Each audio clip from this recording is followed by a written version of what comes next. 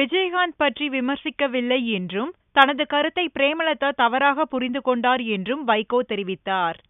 மதிமுக பொதுச் செயலாளர் வைகோ சென்னை விமான நிலையத்தில் திங்களன்று பேசும்போது எந்த சூழ்நிலையிலும் தேமுதிக தலைவர் விஜயகாந்த் குறித்து தவறாக பேசவில்லை என்றும் தேர்தல் நேரத்தில் திமுக கூட்டணிக்கு செல்லாமல் மக்கள் நல கூட்டணிக்கு வந்ததால் அவரை முதல்வர் வேட்பாளராக அறிவித்ததாகவும் கருத்து தெரிவித்ததாக கூறினார்.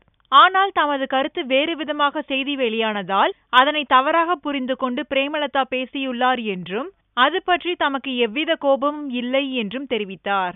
மேலும் திமுக துணை பொதுச் செயலாளர் துரைமுருகன் 3 மாதங்களில் ஆட்சி மாற்றம் நிகழும் என்று கூறியிருப்பதற்கு கண்டனம் தெரிவித்த வைகோ, முதல்வர் மருத்துவமனையில் இருக்கும் போது இதுபோன்ற கருத்துக்கள் தெரிவிப்பது மனிதாபிமானமற்ற செயல் என்றும் கூறினார். இந்த செய்தியும் பிரேமலதா அவர்களுக்கு போய் சேர்ந்திருக்க முடியாது. தலைப்புச் செய்திகள், சுவரொட்டிகள், பிளாஷ் நியூஸ் இதை பார்த்துதான் சொல்லியிருக்க முடியும். ஆகவே அவர்கள் கூறியதை நான் தவறாக எடுத்துக்கொள்ளவில்லை. எந்த ஒரு இடத்திலும் கேப்டன் விஜயகாந்த் அவர்களை பற்றி ஒரு சொல் கூட நான் விமர்சிக்கவும் இல்லை. அன்று எந்த மதிப்பு வைத்திருக்கிறோமோ அதே மதிப்பை இப்பொழுதும் வைத்திருக்கிறோம்.